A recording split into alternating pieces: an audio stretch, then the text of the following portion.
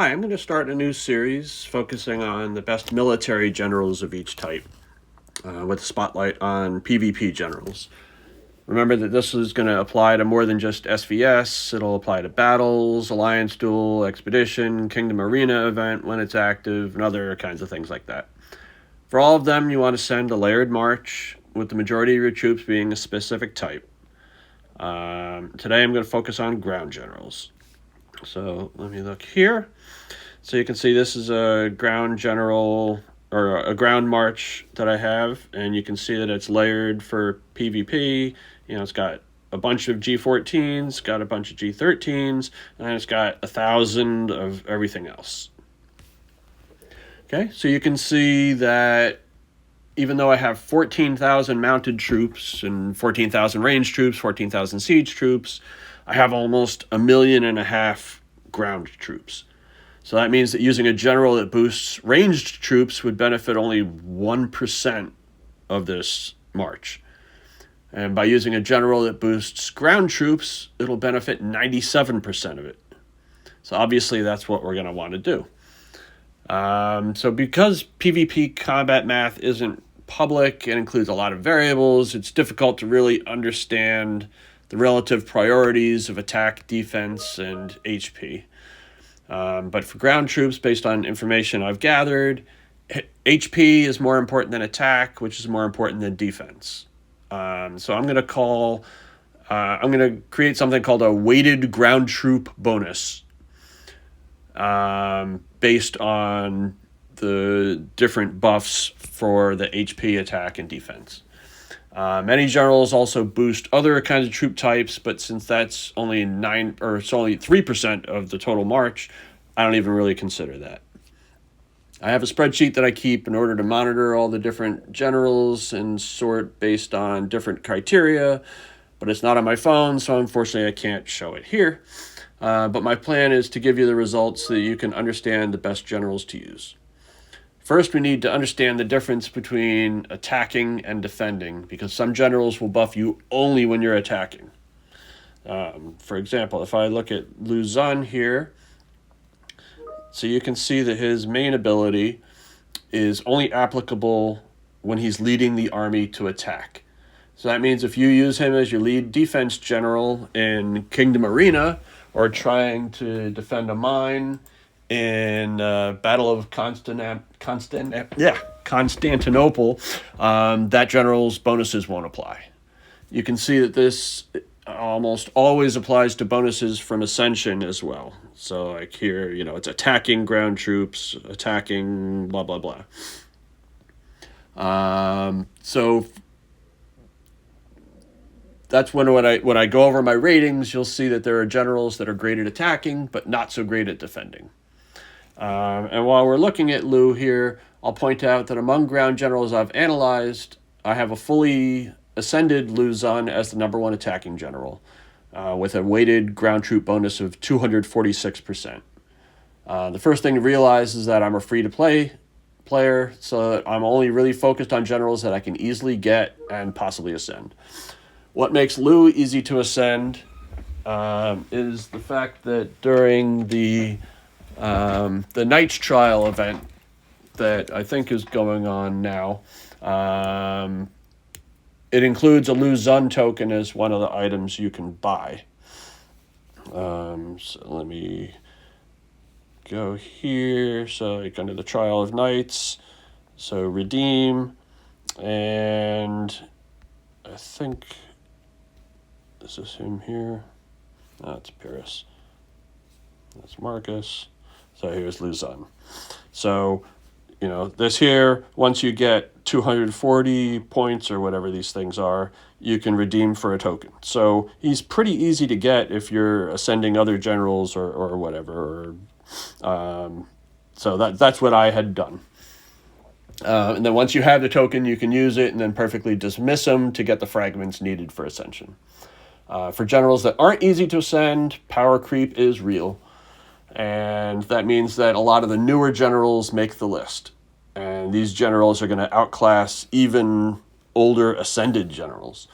For example, Lorenzo de Medici and Niccolo Piccinio were introduced in December, and without any ascensions at all, they have a weighted ground troop bonus of around 160%. Also about the same is Francis I of France, introduced just last month with a weighted ground troop bonus of 158%, and Louis II with a bonus of 148%. Then there are a bunch of generals a step down from them, like Maria Carolina, Zhang Fei, Narcissus, Gao Changgong, Lucilla, and several others. Remember that if you happen to get 2 copies of a general, you can perfectly dismiss one, and then you immediately have the fragments necessary to ascend the general to 1 red star. And doing this will obviously shoot that general up the list. For example, Narcissus, who I mentioned earlier, has a weighted ground troop bonus of 137%, but with 1 red star, he jumps to 166%, making him even better than Lu Xun with 4 stars. Like I said, the power creep is real. Similarly, Maria Carolina jumps up to 157%, not quite as good as 1-star Narcissus, but still better than most. But we can look at Soult. Let's see. Let me see if I can find where I have Soult. So Soult here, you can see his bonuses, not really that great compared with some of the newer ones. And he was great early in the game years ago when epic generals were hard to get. The baseline Soult has a weighted ground troop bonus of only like 64%. And even if you ascend him 3 times, then he's only going to get up to a bonus of 77%. Remember that I said that Lorenzo was up to like 160. So that means that Lorenzo is already more than twice as good right out of the box. So if you haven't already, it's not worth the blood of Ares to ascend Soult, in my opinion. Next, let's look at ground defense generals. Like I said, Lu drops off the list because he's only good for attacking.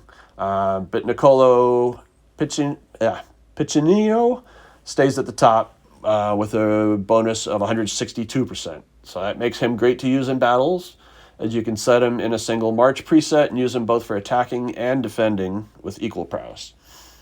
Almost as good is Francis I, just recently came out at 158%.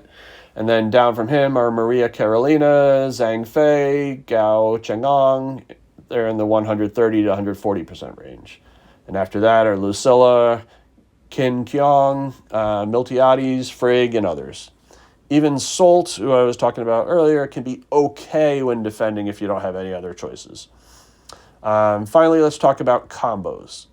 So you can't just take your top 2 ground generals, throw them together, and expect their bonuses to stack.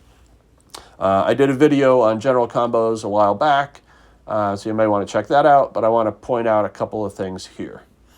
So let's go back and look at my ground preset. So you can tell if your general's combo when you click on the assistant. So like if I look at Lorenzo here, so you can see here that his main ability isn't grayed out, so that means that it'll apply. Similarly, I've structured his skills so that they don't conflict with the skills that the main general I have provides. But let's look at somebody that Lu doesn't work with. So if I go to Aurelian here, and then let's look at him. So here, you can see that his main ability is grayed out. So that means it doesn't do anything. Okay. You can also see he has this skill that I had added for him a while back that is the same. Like if I click on it, it says the march size is the same as the main general's march size, so it's not going to take effect. Okay. So that means that,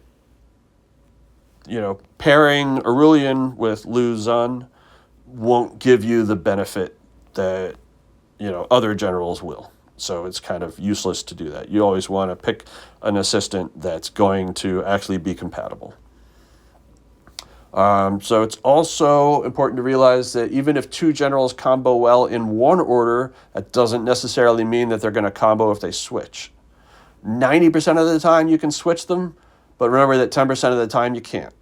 So let's look here. So I have Gao Changgong with Swain Forkbeard, and you can see that Swain is fine at being the assistant. But if we change it and let's put Swain on top, and then let's add Gao as his assistant. Where is he? There. Okay, now if we look, you can see that if we switch them, they don't work. Okay, so that's why it's always important that you double check to make sure that your main plus assistant will work. Okay, so given all that, let's talk combos. Remember that I can only test the combos with the generals I own, so I may be missing some, but we'll start with attacking. So Luzon fully ascended, paired with either Lorenzo or Francis I, gives a total bonus of 409%. And pairing fully ascended Luzon with Louis II, Narcissus, Zhang Fei, or Maria Carolina give a total bonus in the 380 to 400 range. So obviously pairing any of the top generals I mentioned earlier will provide great results, assuming they're compatible. Lou pairs with most just fine, as do Lorenzo, Louis II, and Francis, but Maria Carolina is a little more finicky. For defending, I found that Zhang Fei plus Francis I, and you can make either one of them the main, to be co-best of the combos I've tested with a weighted bonus of 295%.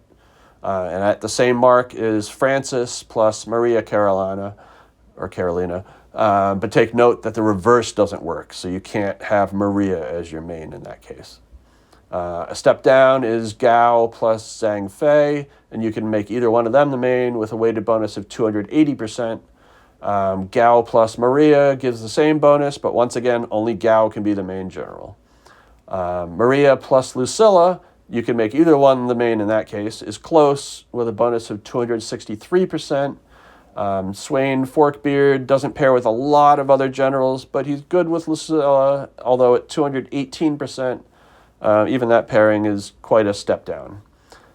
Cheng Yaojin has good defense stats as well and seems to pair with most, although, like I said, even that's more of a step down. So that's it. I mean, not much visual here, I apologize today, but I'm going to list the data that I talked about, the different generals and the combos and their weighted bonuses. I'll put those in the notes, and I'll continue this series with ranged generals next. Okay, thanks. Goodbye.